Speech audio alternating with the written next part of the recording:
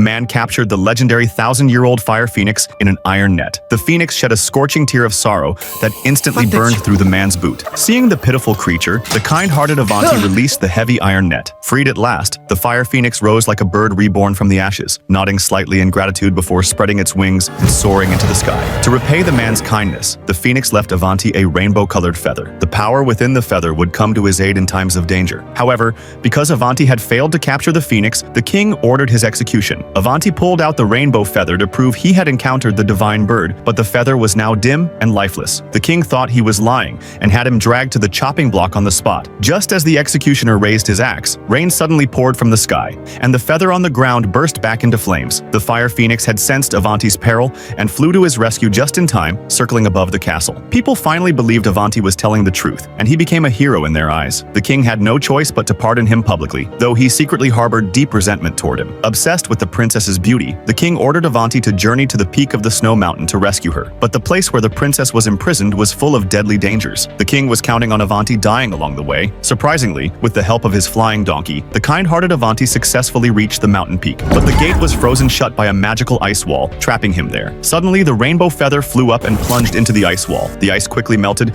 but the donkey was swept away by an avalanche and left dangling from the edge of a cliff. Avanti abandoned the donkey and entered the palace, only to find the entire room filled with identical sleeping beauties. He was stuck again, but fortunately the rainbow feather helped him awaken the real princess. When the princess learned she was to marry the old king, she broke down completely and pulled Avanti over the edge of a cliff thousands of feet high. In that moment of crisis, the donkey flew to their rescue, sprouting wings and catching both Avanti and the princess. Avanti successfully brought the princess back to the palace, and the king was overjoyed, deciding to marry her immediately. The princess had actually fallen for Avanti, but the kind-hearted Avanti wasn't brave enough to act on it. Follow me to see what happens next.